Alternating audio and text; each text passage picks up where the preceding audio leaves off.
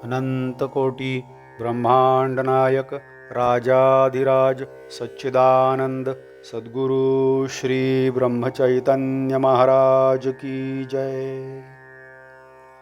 श्री राम समर्थ। 13 दिसंबर। भगवान की सेवा शुद्ध भावना से ही हो सकती है।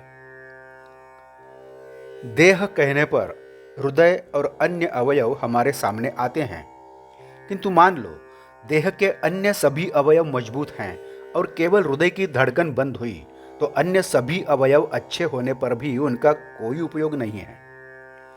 जबकि इसके विपरीत हृदय की गति जारी है और अन्य अवयव काम करने के लिए सक्षम नहीं है, तो भी उपचार करके सारा व्यवहार पूर्ववत जारी रखा जा सकता है। इतना ही नहीं, बल्कि एकाध अवयव निकाल देना पड़े तब भी हृदय यदि सक्षम है तो काम चलता है। लेकिन हाँ, यदि हृदय की गति रुक गई तो सब समाप्त हो जाता है। नाम हृदय के समान है, जबकि अन्य साधन अन्य अवयवों की तरह है। इसलिए नाम न हो तो अन्य साधन फलप्रद नहीं होंगे। अब इस जन्म में नाम स्मरण इतना काफी है, यह न्याय तुम केवल भगवान के स्मरण के लिए लागू करते हो, पैसा कमाने में या विषय भोगने में नहीं लागू करते। इसलिए कि तुम्हें ऐसा लगता है कि भगवान का स्मरण न करने पर कोई बिगड़ता नहीं। गृहस्थी या प्रपंच में जिसे प्रीति कहते हैं वह भगवान की ओर लग जाए तो वही भक्ति बनती है। प्रपंच की आसक्ति भगवान का मधुर भाव बनती है। इस प्रकार अपने विकार भगवान की ओर लगाए जा सकते हैं।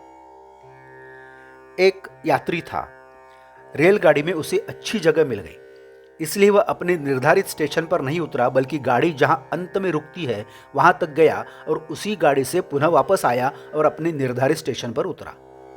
उसी प्रकार हमारा जन्म मरण का प्रवास चल रहा है। तुम उस यात्री की तरह वापस मत लौटो। यात्रा में केले, संतरे आदि फल लो, खाओ, यानी यहां घर बार आदि बनाओ, लेकिन अपना स्टेशन मात्र मत भूलो। भगवान ही हमारा स्टेशन है। इन दिनों शास्त्री, पंडित आदि सब लोग भी भगवान के विरुद्ध बोलने लगे हैं। इसलिए पहले हम अपने साधन की निश्चितता करें और बाद में पोथी पुराण आदि सुनें। अनेक लोग जो पोथी सुनने के लिए जाते हैं, वे लोग उन्हें अच्छा कहें इसलिए, या मन नहीं लगता इसलिए, या फिर कोई काम नहीं इसलिए जाते हैं।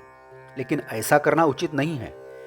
पोथी पुराण में दोष नहीं है, लेकिन कहने वाला उसमें अपना कुछ मिलाकर कहता है और वह हानिकर होता है।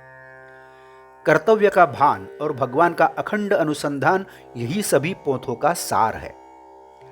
हम जैसा करते हैं वैसा बोलने के लिए हमें अपना बोलना कम करना चाहिए। बोलना कम करने के लिए हमें मन को कहीं लगाए रखना चाहिए। भगवान की सेवा शुद्ध भावना से ही हो सकती है। इस भावना की जड़ हर एक के हृदय में होती है। यही शुद्ध भावना हमें तारती है। मंदिर और समाधि नहीं तारते। देह के सहवास के कारण जैसे देह के साथ एक रूपता हो गई है, वैसे ही भगवान को न भूलकर उसका स्मरण लगातार करते रहें तो उसके साथ एक रूपता क्यों नहीं होगी। आज का बोध वचन। परमार्थ कितना ही कठिन हो तो भी नाम से वह सुसाध्य होता है। जानकी जीवन स्मरण जय जय राम। नमस्कार।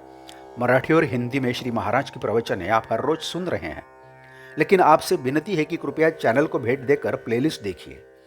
प्लेलिस्ट के जरिए आप कोई भी प्रवचन अपनी सुविधा के अनुसार सुन सकते हैं। मैं फिर से एक बार आपसे कहना चाहूँगा, यदि आपने अभी तक चैनल सब्सक्राइब नहीं किया है तो कृपया सब्सक्राइब करिए, लाइक करिए, शेयर करिए, कमेंट्स दें, बेल आइकन दबाना मत भूलिए। धन्यवाद। जय जय श्री राम।